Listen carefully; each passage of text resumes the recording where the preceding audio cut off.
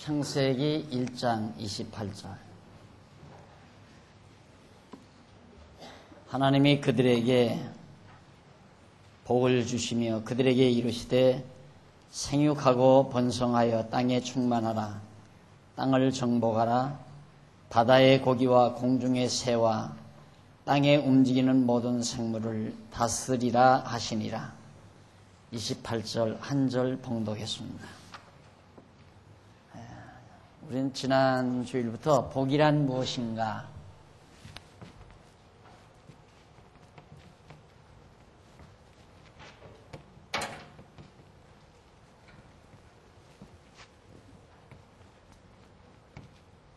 일반적인 복, 지난번 말씀드렸죠. 교재 31페이지에 나오는 겁니다.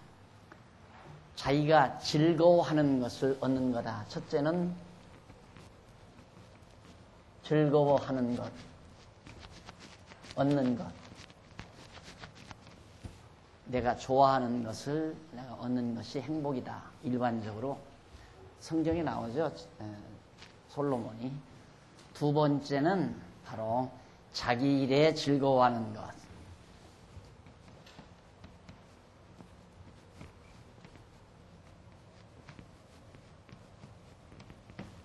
그 다음 이제 세 번째는 먹고 마시는 것.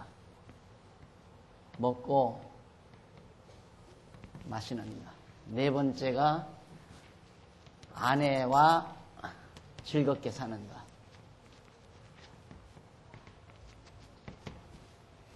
이것이 사랑하는 아내와 즐겁게 사는 것. 이것이 일반적으로 복이라고 생각한다. 솔로몬이 이거 다 해봤다 이거예요. 내 마음에 즐거워하는 것 다 눈으로 보는 것, 마음으로 생각하는 것, 좋다고 생각하는 건 자기가 다 해봤다. 다 얻어봤다. 가져봤다. 그리고 또 즐겁게 어떻게 하면 나를 좀 즐겁게 할까 해서 자기 일을 만들어서 자기가 즐거워하는 일을 하면서 굉장히 자기 일에 즐거워했다. 이것도 복이더라 이거예요. 그리고 잘 먹고 마셔봤다. 먹고 마시며 즐겁게 누려봤다. 먹고 마시면서. 그리고 이제 마지막은 사랑하는 아내와 즐겁게 살았다. 사람들이 이제 보통 그러죠. 막 얻으려고 나도 좀 갖고 싶은 거 가져봐야겠다. 내 집도 가져보고 좋은 차도 가져보고 이것도 해보고 저것도 가져보고 해서 노력해서 많이 얻어봅니다. 그래서 거기서 조금 이제 생각하는 사람은 어떤 보람 있는 일을 자기가 만들어서 좀 즐겁게 자기 일에 즐거움을 느껴보려고. 그래서 이런 방송들로 나오죠. 그렇게 넉넉지 못하게 사는 아줌마가 항상 밥을 해서 홀로 사는 노인들 이렇게 도시락을 만들어서 싸다가 대접해주고 안마도 해주고 담소도 해주고 너무너무 참 그 일을 굉장히 보람을 느끼며 살아갑니다. 바로 그런 거죠. 뭔가 자기가 생각할 때 이 일은 참 보람 있겠다 해서 그 일을 만들어 열심히 즐겁게 사는 거. 그것도 하나의 행복의 비결이라는 거죠. 행복의 방법이다. 그리고 조금 이제 천박하면 약간 이런 쪽보다는 이런 쪽으로 가죠. 이제 돈 좀 벌고 약간 호주머니 돈이 여유가 생기면 식도락을 즐겨요. 밥 한 때 먹으러 이제 멀리 차 타고 뭐 4km도 가고 10km도 가고 밥 한 때 먹기 위해서 막 한 4, 50km씩 갔다 오기도 하고 어디가 맛있는 거 있다 하더라 하면 막 패거리 져서 쫓아가서 이제 밥을 먹고 마시며 즐기기 위해서 그런 거거든요. 그것도 한참 하다 보면 실증나죠, 이제, 이것도. 아이고, 그거 먹으러 거기까지 가. 그냥 여기서 그냥 칼국수한테 때우고 말지. 이제, 시들해지는 거예요. 그리고 이제 결국이 뭐냐면, 어디다 조용한데, 별장 하나 짓고, 그냥 아내하고 여생이 편안하게 살아야 되겠다. 즐겁게 살아야 되겠다. 결국, 이것저것 해봐도 별것 아니니까, 그냥 사랑하는 아내하고 조용히 여생 살았으면 좋겠다 이런 생각 대부분 합니다. 그래서 나이가 들면 어디 경치 좋은 곳에 아담한 집안채 짓고 싶어하고 아내와 더불어 살 수 있는 보금자리 마련하려고 하고 그렇게 이제 대부분 생각을 하기 때문에 이 예능을 추구하는 사람들, 소위 이제 음악가나 그림 그리는 사람들, 이런 사람들, 특히 음악가들 보면 마지막 이제 명작이 어디서 나오느냐면 이제 살다가 이제 아내 마지막 사랑하는 여인을 만나서 어디 경치 좋은 곳에 가서 마지막 여생을 장식합니다. 거기서 이제 마지막 작품을 빼내는 경우들이 종종 유명한 음악가들 또 미술가들 또한 예술인들이 대부분 그런 일을 많이 합니다. 우리나라 이제 소위 이제 그 연예인들을 보면 어딥니까? 양수리에서 저쪽으로 가는데 또 여기 또 팔당대교 가는 데 있죠? 조정경기장 그 변두리 그 전부 이제 노래 부르고 춤춰가지고 돈 좀 벌고 이제 드라마 출연해서 어떻게 우스갯소리 해가지고 돈 좀 벌면 그런 데다가 경치 좋은 데다가 투자해서 그냥 그렇게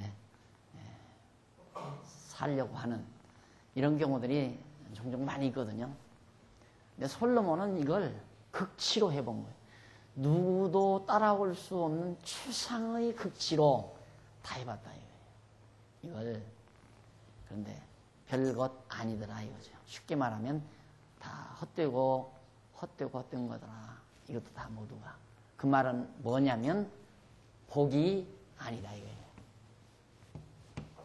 진정한 의미의 복이 아니다. 이게 이제 지난 시간에 제가 여러분들에게 말씀드린 내용입니다. 아마 여기에서 벗어진 경우는 없을 거예요. 모든 인간들이 다 이 안에 들어있습니다. 전부 다. 그러면 여러분들이 지금 내가 어느 경지에 있는가? 난 지금도 집 하나 마련하기 위해서 온 정력을 다 쓰고 거기에 막 관심을 다 두고 산다면 아직 여기에 머물러 있는 거고요. 그 다음 뭔가 그러지 않고 내가 정말 보람 있는 일, 뜻 있는 일을 만들어서 거기에 열정적으로 정말 즐겁게 그렇게 생각하며 사는 것, 여기에 속하는 거고, 밥 먹으러 몇 킬로씩 승용차 타고 다니는 사람은 여기에 속하는 거고, 어디 조용한 별장 짓고 가서 아내하고 애들 다 시집 보내고 장가 보내고 누구 있어요? 그러니까 단둘이 부부가 단둘이 가서 조용히 살아봤댔자 심심하죠. 마음은 참 좋을 것 같아요. 단둘이 어디 가서 살면 참 좋을 것 같죠. 그러나 해보니까 다 헛되고 헛된 거더라 이 말이에요. 그러면 도대체 복이란 뭐냐? 라고 하는 것이 바로 성경적인 여기서 말하는 기독교적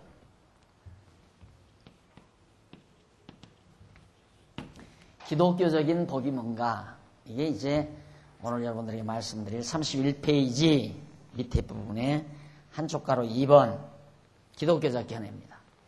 대부분의 기독교 신자들은 여호와 하나님께서 작정하신 뜻을 따라 인간에게 일반 은총과 특별 은총을 베풀어 주시는 것을 복이라고 생각한다. 이것은 일반적인 복과 근본적으로 견해를 달리한다는 얘기입니다. 기독교적 입장에서는 일반적인 은총 그리고 특별 은총 이것을 은총을 베풀어 주시는 것을 우리 입장에서 복이라고 생각하는 거죠. 그리고 보면 사실 복 아닌 게 하나도 없어요. 모두가 다 복이죠. 그러니까 이런 것들도 하나님의 일반 은총에 속한 복이라고 말할 수 있어요. 그러니까 우리 이 땅 위에 생존하면서 누리는 모든 것이 하나님의 은총, 일반 은총 아니면 특별 은총 중에 둘 중에 하나입니다. 그러니까 어떤 건 일반 은총도 될 수 있고 어떤 건 특별 은총도 될 수 있고. 그런데 문제는 우리 그리스도인들은 일반 은총과 특별 은총을 다 누린다는데 이제 그리스도인의 특권이죠. 그러나 그리스도인이 아닌 사람들, 부택자들은 특별 은총은 못 누리죠. 그들은 바로 일반 은총, 그걸 조금 더 정리를 해보면 일반 은총은 보편적으로 육신에 속한 것들입니다. 다 육신에 속한 것들. 그러나 특별은총은 영혼에 속한 것들이에요. 우리 영적 생활에 속한 것들. 그러니까 인간은 영적 존재인데 영적인 은총을 못 누리는 상태에서 육체적인 은총이라고 하는 것은 이렇게 솔로몬이 말한 대로 헤아레란 말은 육체 안에서는 이란 말로도 의미를 설명할 수 있습니다.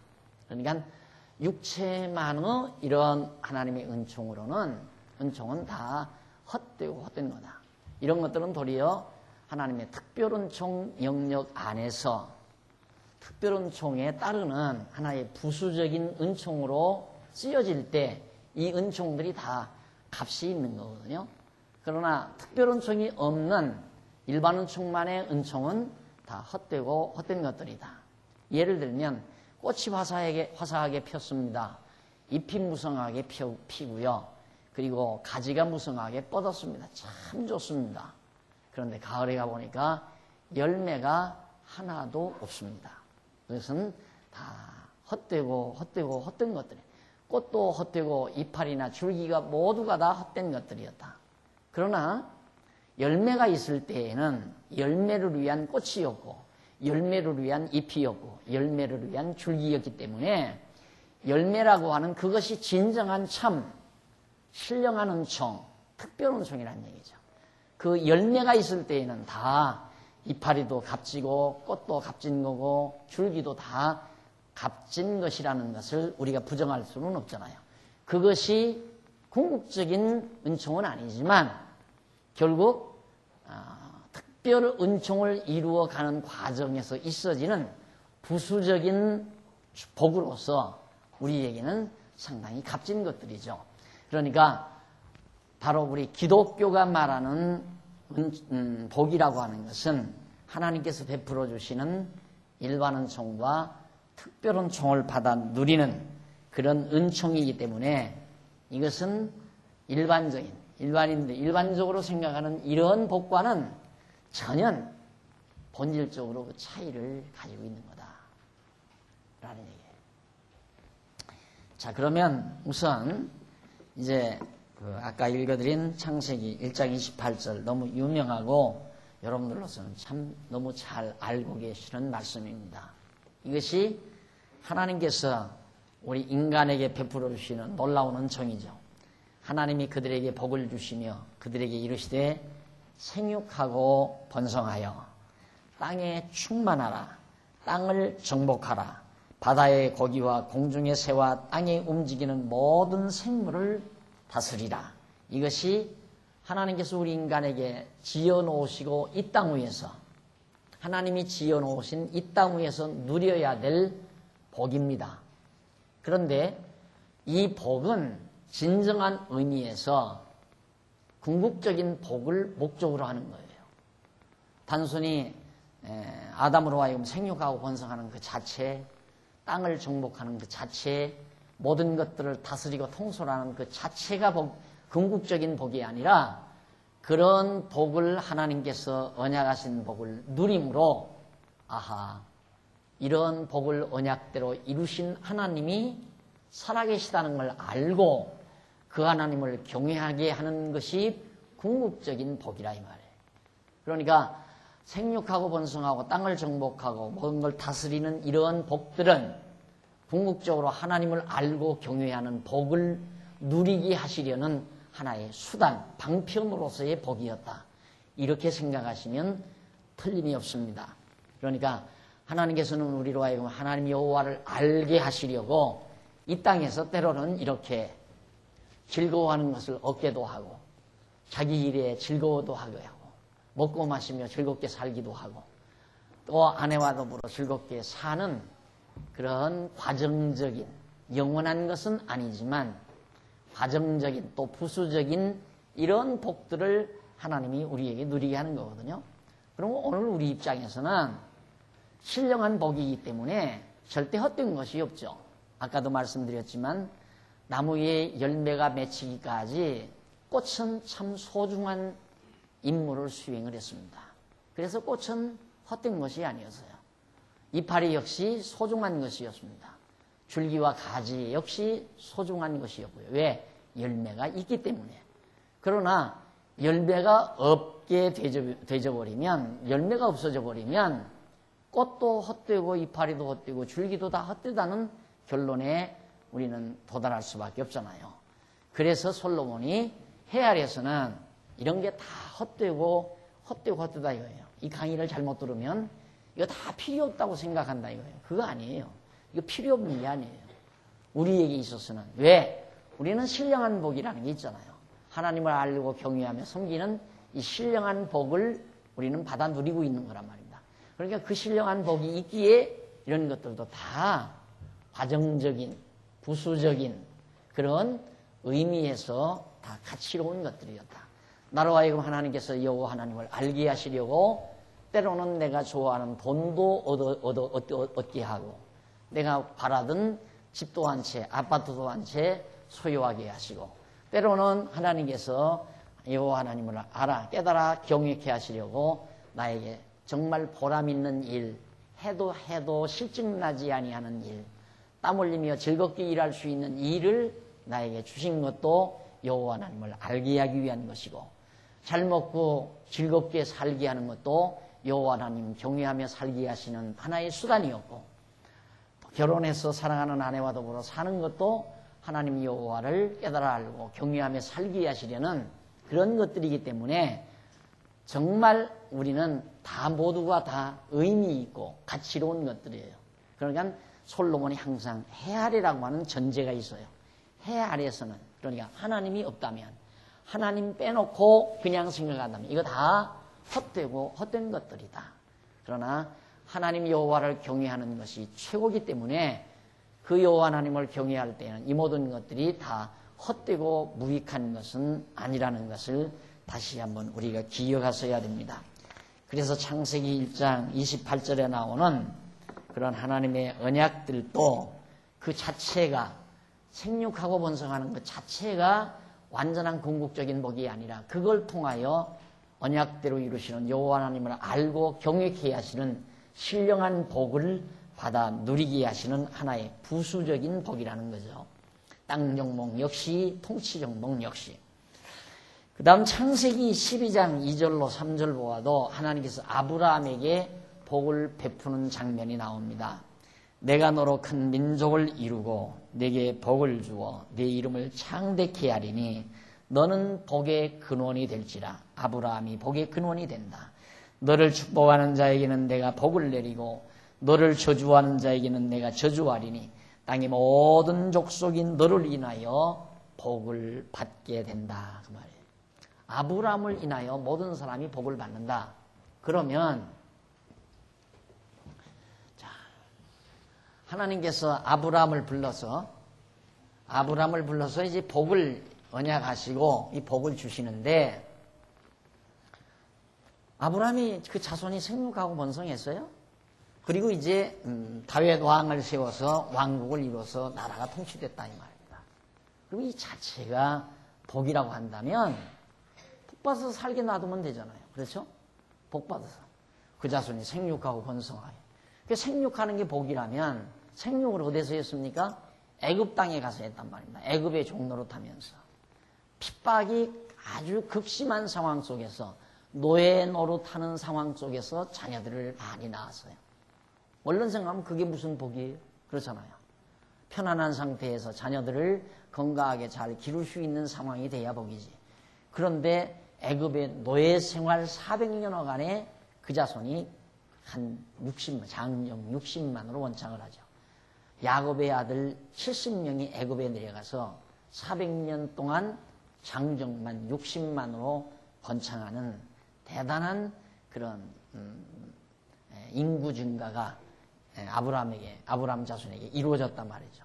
근데 그 자체가 복이냐? 그 자체가 복이 아니에요.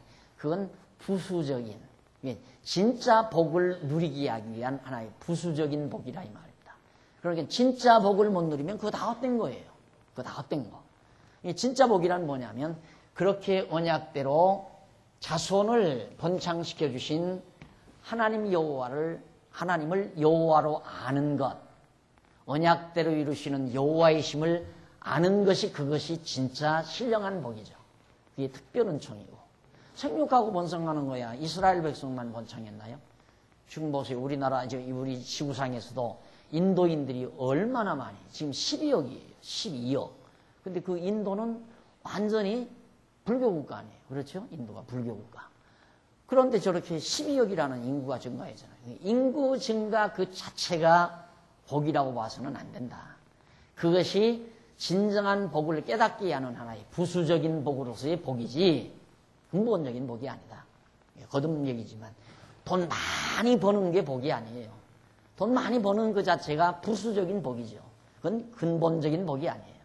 돈을 많이 나에게 주신 하나님의 은총을 깨닫게 하는데 그 깨닫게 한 깨닫는 그 자체가 복이죠.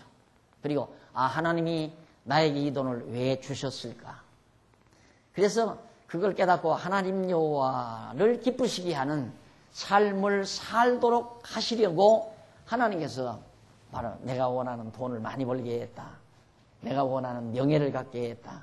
내가 원하는 모든 소유물을 풍성하게 했다. 그 자체만을 복으로 생각해서는 안 된다. 그런 얘기예요. 그 다음 땅 정복도 마찬가지고 땅 정복도 그리고 나라 통치하게 만드는 것도 다 마찬가지예요. 이것도 결국 하나님을 여호와로 알게 하시려는 부수적인 복이었다. 여호와 하나님을 알면 이 모든 것들이 다 가치로운 것이지만은 여호와 하나님을 잃어버리면 무가치한 거예요. 그래서 결국 여호와 하나님을 잊어버렸을 때 70년이라고 하는 이 오랜 기간 동안 나라도 헐어버리고 왕가도 다 무너뜨려버리고 예루살렘도 다 헐어버리고 성전도 완전히 불터질러버리고 다 필요 없다 이거 허무하게 만들어 헛되고 헛된 것들이죠. 예루살렘 성전이 그 어떤 성전입니까? 가나안 땅 정말 도저히 정복할 수 없는 땅 하나님의 능력으로 모세 인도함을 받아서 마지막 여호수아의 인도함을 받아가지고 가나안 땅 들어가서 가나안 족속들 다 내쫓아버리고 그 땅 정복에서 한 300~400년 동안 사사시대에 하나님 여호와 배우게 해서 그리고 다윗이 지으려고 하지만 하나님이 허락지 않았다가 솔로몬을 통해서 그 거대한 예루살렘의 성전을 황금으로 지었다 이 말이에요. 그렇게 소중한 성전을 하나님께서 하루아침에 다 헐어버리네요. 불태워버리고 다. 진짜 복을 잃어버리면 다 헛된 거다 이 말이에요. 모두가 다 헛된 것이다. 진짜 복을 잃어버리면. 그래서 기독교가 말하는 진정한 복이 무엇인가를 이런 의미에서 우리에게 정확하게 전달해 주고 있습니다.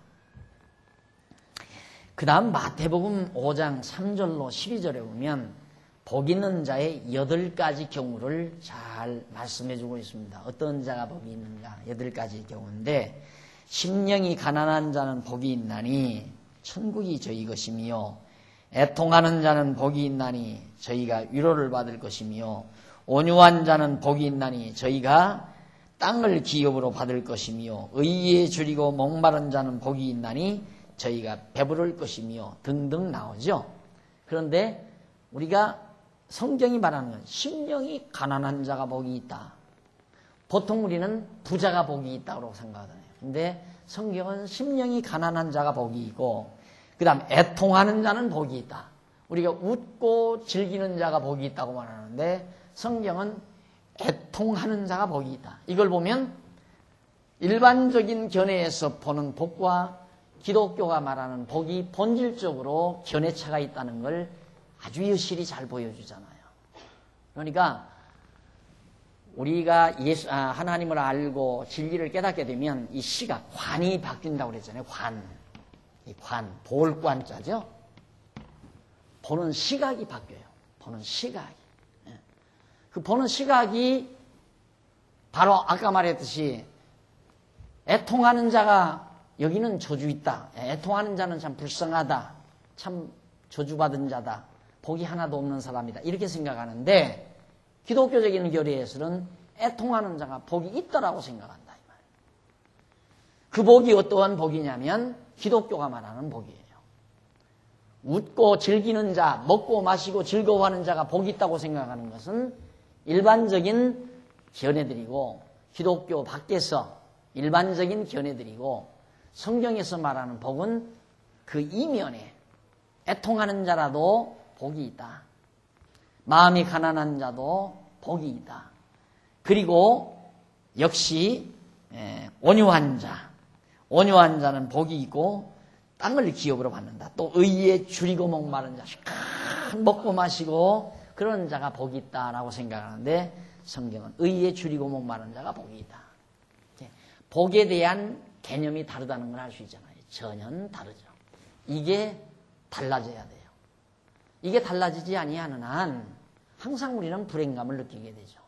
누가 예를 들어서 근사하게 집을 짓고 거기에서 정말 기름진 음식을 먹으면서 희낙낙될 때, 야, 저 집은 참 행복하구나. 저 사람들은 참 복받은 사람이로구나라고 보여줬을 때 그러지 못한 나는 한없이 불행한 자라고 자기 스스로 자기를 판정하는 거예요. 그러니까 시각이 바뀌어지지 아니하는 한 나는 언제나 불행한 자다. 예수를 믿어도 예수를 믿고 신앙생활을 한다고 하면서 기독교인이 됐다고 하면서도 과연 기독교적인 복이 도대체 무언가에 대한 확실한 견해를, 확실한 개념을 또 정의를 내리지 못하면 별것도 아닌 것을 복이라고 부러워하고 그것을 늘 추구하며 살다가 보면 자기는 행복이라는 것을 누리지 못하고 살고 만다. 그런 얘기입니다. 그래서 마태복음 5장 3절로 12절이 우리 기독교적인 복과 일반적인 견해의 복의 차이점을 여실하게 증거해주고 있다. 근데 여기서 보면 심령이 가난한 자라고 그랬죠. 심령이 가난한 자.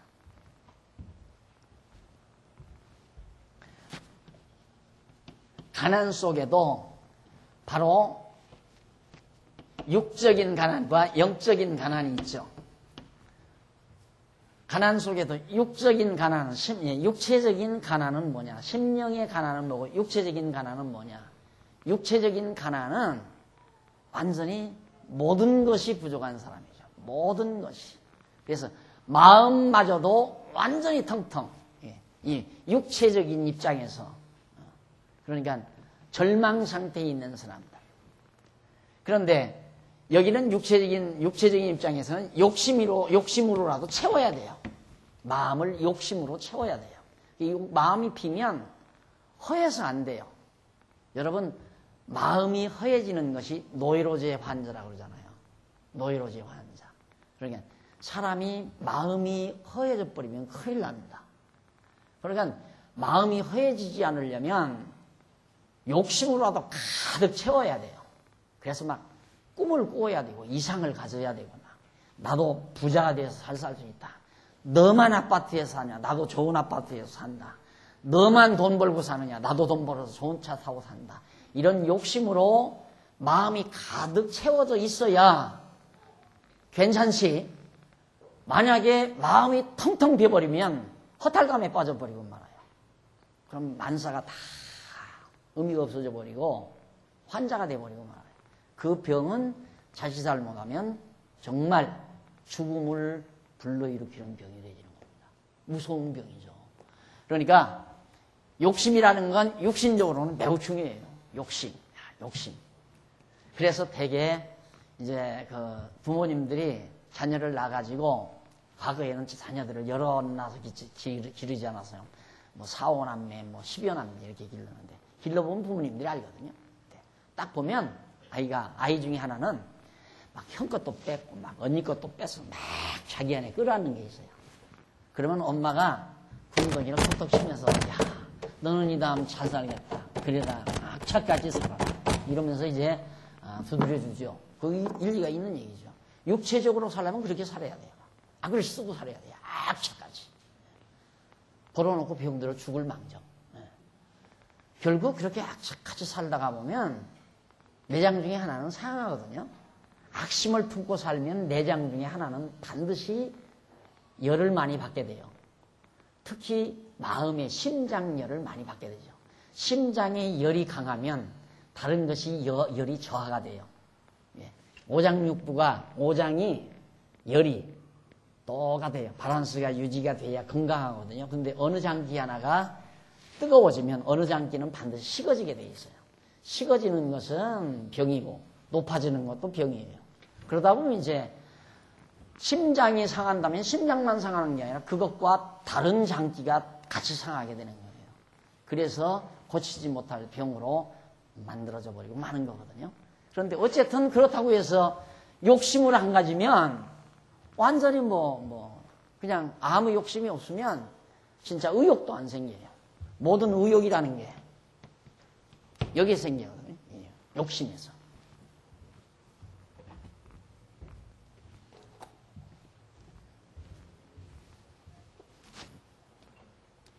욕심에서 의욕이 생기는데, 우리 심령이 가난한 자란 말은, 우리 심령이 욕심을 다 비워버리는 거예요. 다시 말해서 육체에 속한 모든 욕심을 다 비워버려요. 그러면 예수 믿는 사람은 마음속에 아무것도 안 가져. 여기에 이제 착각하는 분들이 많거든요. 예수 믿는 사람은 아무 욕심 안 가지고 살아야 된다. 욕심이 없어야 된다. 그러면 불교나 똑같은 거죠. 불교는 욕을 버리는 거 아니에요? 욕심을 버리려니까 보면 자꾸 욕심이 생기니까 안 보려고 산속으로 기어들어가는 거예요. 산을 찾는 이유가 이 속세에 속한 걸 안 보려고. 좋은 차를 보면 타고 싶고, 좋은 옷을 보면 또 입고 싶고, 좋은 집 보면 또 사서 살고 싶고. 그러니까 그런 걸 아예 안 보려고. 그래서 이제 반항 하나 메고 산속에 들어가서 풀뿌리 먹고 열매 따먹고 살다가 모자라면 이제 반항 메고 마을에 내려와서 시주를 하는 거예요. 이렇게.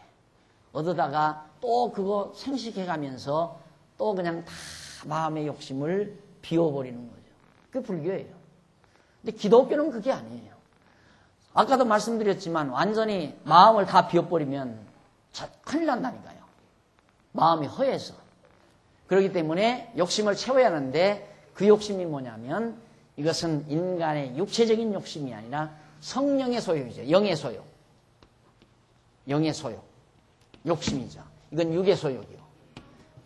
육의 소욕으로 채우고 우리 믿는 사람은 영의 소욕으로 채워요. 영의 소욕으로 꽉 채워요. 여기에서 뭐가 나오냐면 의욕이 나와요. 여기에서 의욕이 바로 나와요. 살 수 있는 힘. 삶의 힘이 솟는 거죠. 의욕이 있어야. 이게 전혀 다르잖아요. 그러니까 육체의 욕심에서 나오는 의욕과 영의 소욕에서 나오는 의욕은 전혀 본질적으로 달라요. 여기에서 나오는 의욕은 평강을 동반해요. 평강. 이 의욕. 영의 소욕에서 나오는 의욕은 항상 평강이 동반을 해요. 그러나 여기는 이 욕심은 근심과 염려가 동반해요. 안 되면 어떡하나, 못 얻으면 어떡하나, 큰일 나지. 이건 꼭 해야 된다. 이런 근심과 염려가 반드시 동반되게 되어 있어요. 육체의 소욕에서는. 그러나 영의 소욕에서 나오는 의욕은 항상 평안해요. 근심 걱정 없어요. 그리고 이건 욕심이 달성되지 못할 때 절망을 가져와요. 이건 절대 절망이라는 게 없어요. 항상 소망이에요. 소망 속에 살아요. 이게 엄청나게 다른 거라 이 말입니다. 그러니까 진정한 복이라는 건 바로 이거죠. 우리가 영의 소욕에 의해서 의욕을 가지고 삶의 의욕을 가지고 늘 평강 속에 소망을 가지고 사는. 항상 소망이 있어요. 소망이. 그런데 이 소망은 반드시 이루어지는 소망이죠. 이거 꿈이라고 그러잖아요. 꿈, 이상. 여기에 이것은 이 절망은 이건 항상 이상은 이상이다 이거예요. 이 꿈과 이상은 항상 꿈과 이상으로 남아야 된다. 그러니까 안 이루어져도 사람은 꿈을 가지고 살아야 된다 이거거든요. 안 이루어져도. 그래서 꿈과 이상이라고 하는 걸 가상으로 해놓고 인간은 꾸준히 노력해서 가려고 한다 이거예요. 그러나 가다 보면 절망이 와요. 너무 그냥 그 꿈을 이루고 싶었는데 아무리 이루고 싶어도 안 이루어지니까 결국은 절망을 하는 거죠. 그냥 꿈과 이상을 놓고 그냥 줄기차게 아주 욕심을 가지고 줄기차게 의욕적으로 살아가야 되는데 언제 절망을 하는가? 동창 그래서 함부로 만나면 안 돼요. 여러분 동창회 함부로 나갔다가는 방어할 만한 능력 없이 동창회 나갔다가는 그냥 좌절하고 마니까. 학교 다닐 때 자기보다 공부 못했단 말입니다. 아이고 저게 인생살이 살아갈까. 그래도 나는 졸업하면 어느 정도는 될 거다. 자기 꿈이 있었어요. 아이고 저거야 진짜 졸업을 하고 저거 뭐 해먹고 사나 이랬는데 탁 한 10년 있다가 딱 동창회 나가보니까 와 이게 웬일이에요. 세단 다 끌고 와서요. 자기는 엘란트라 털털한 거 그냥 끌고 나갔는데 그러니 죽고 싶지 살고 싶겠어요? 그래서 절망하는 거예요. 이거 없이는 열이면 열 다 그렇게 돼 있어요. 그래서 그 다음부터 이제 동창회를 안 나가거나 이게 동창회 계속 나오는 사람은 그래도 힘쓸 만한 사람이 나오는 거예요. 힘쓸 만한. 하다가 보면 이제 그런 데로 뭐 사장이라든가 중역이라든가 그런 데로 뭐 레벨 많은 사람 그래도 이거라도 흔들 만한 사람끼리 이제 남아서 그냥 동창회 하는 거죠. 틀림없잖아요. 네. 나머지는 안 나와요. 뭘 나가요? 거기 가서 기죽을 일이 있어요? 거기 나가게. 네. 공연이 찾아나가가지고 왜 기죽어요?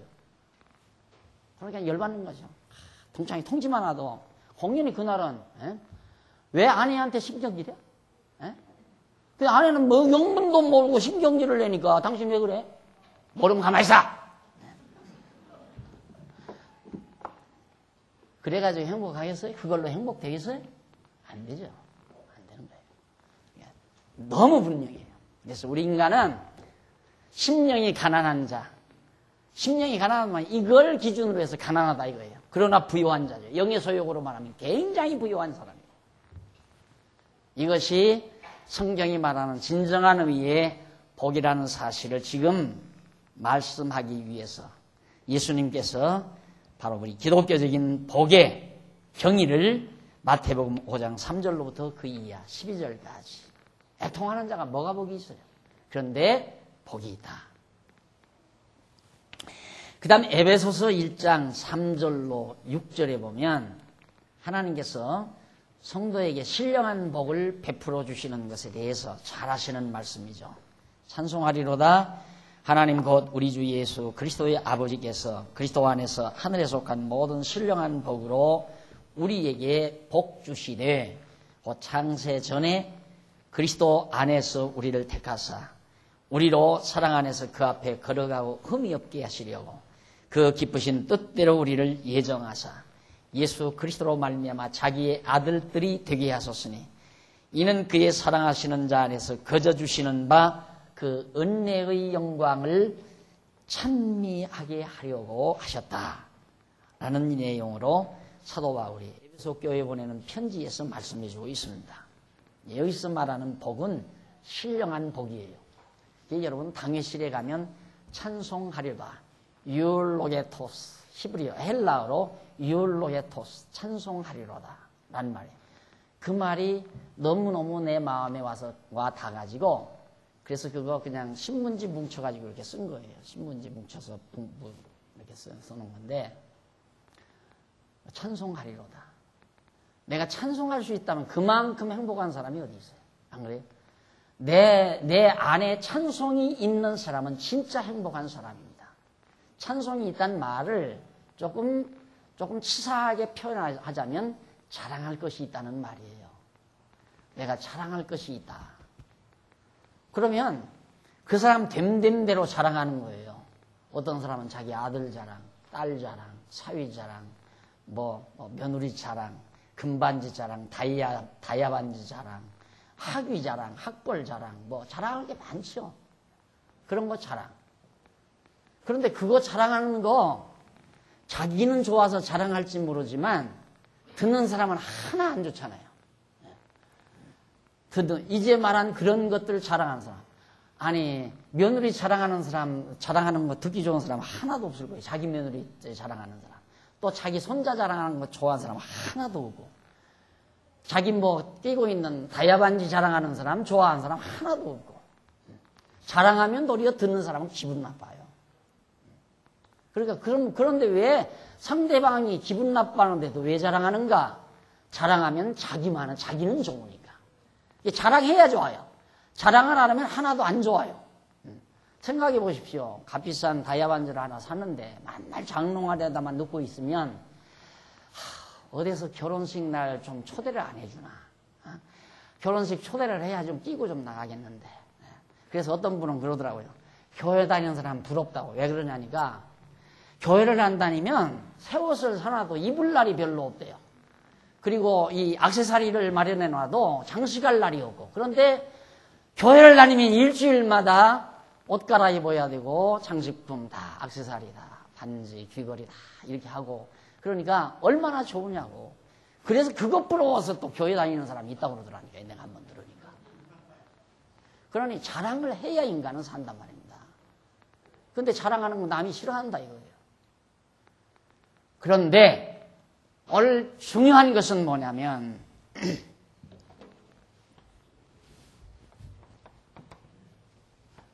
자랑의 대상도 인간적인 자랑, 육적인 자랑은 바로 자기 소유예요. 자기 소유. 자기 소유를 자랑하니까 타인이 들으면 싫어요. 그런데 영적인 자랑은 누구를 자랑해요? 하나님을 자랑해요. 하나님을 찬양해요. 하나님을 자랑하고 하나님을 찬양하고. 예, 바울이 자기가 자랑할 것이 너무 많다 이거예요.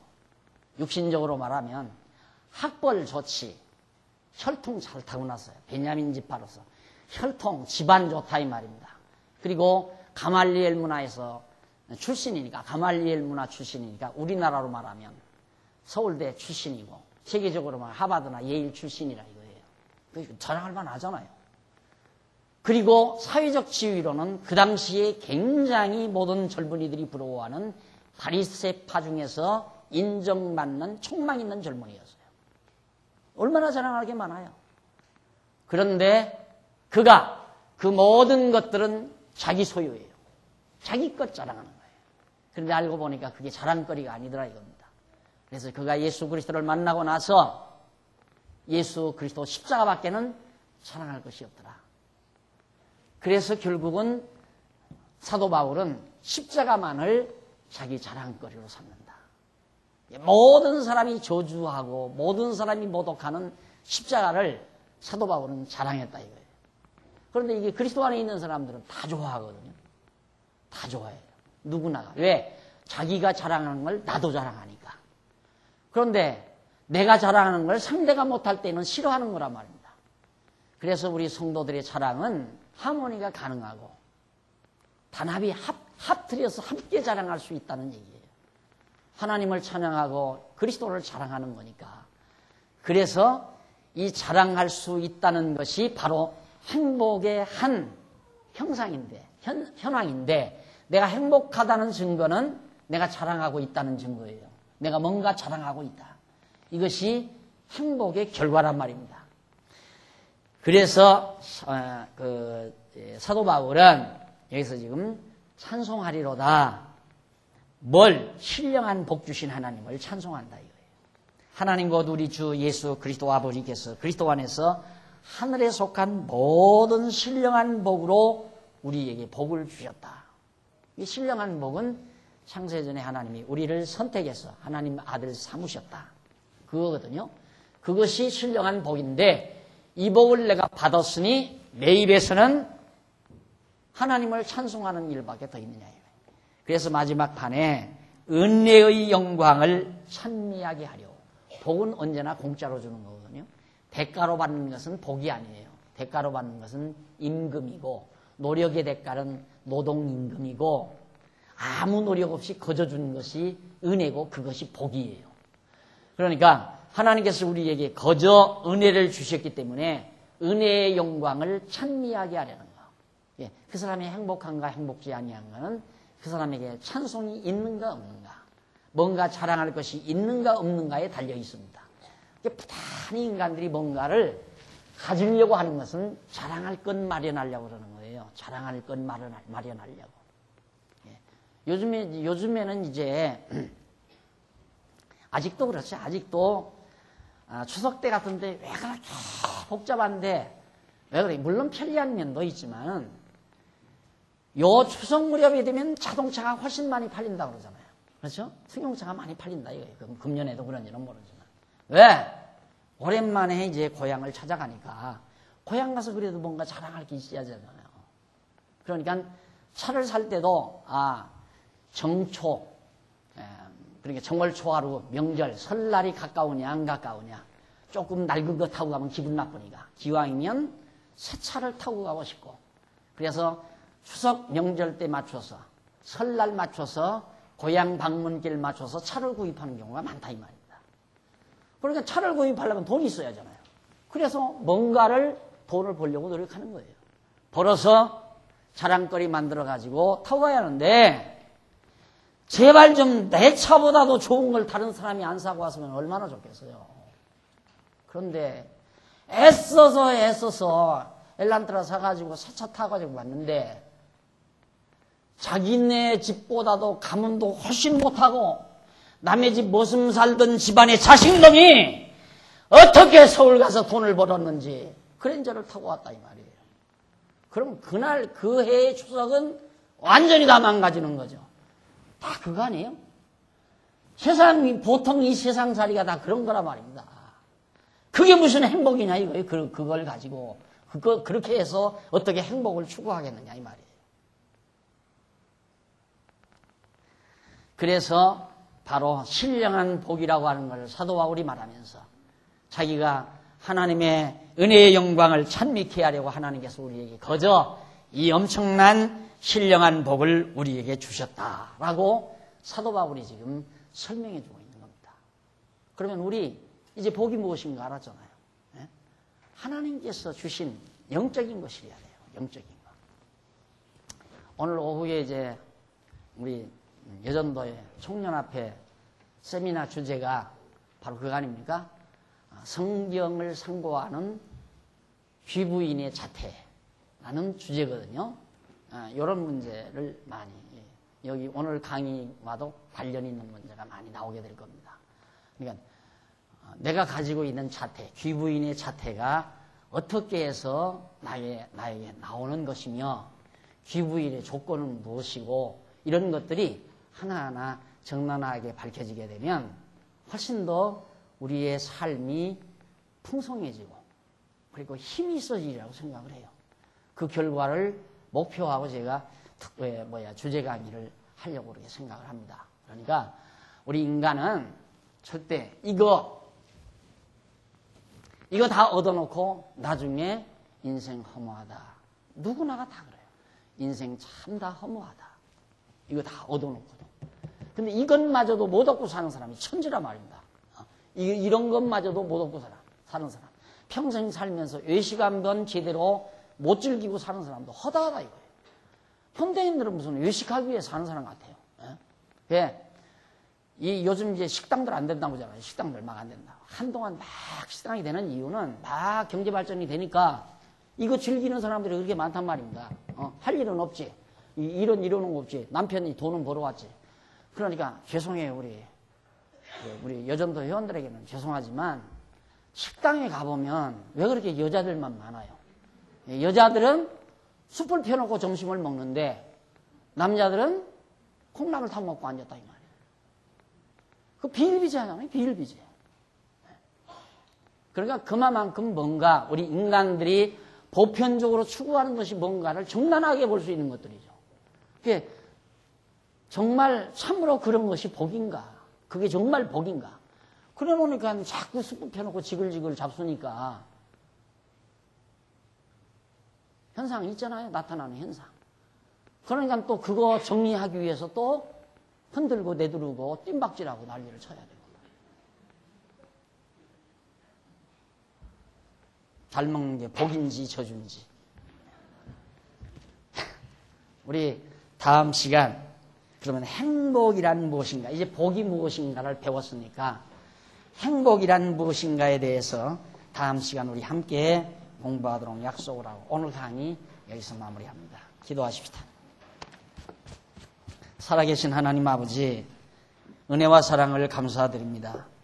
인간을 하나님의 형상 따라 지어 놓으셨지만은 인간이 하나님과 같이 되고자 하는 욕망 때문에 다 망쳐져 버리고 말았습니다. 그런데 지금도 여전히 하나님께서 원하시는 신령한 복보다는 육체의 욕망을 채우는 복을 우리는 추구하고 살 때가 많습니다. 우리의 어둡고 아둔한 생각을 용서하시옵소서. 그리고 지혜롭게 하소서 베풀어 주신 신령한 은총을 우리들이 누리면서 바울이 말한 것처럼 십자가 자랑하며 사는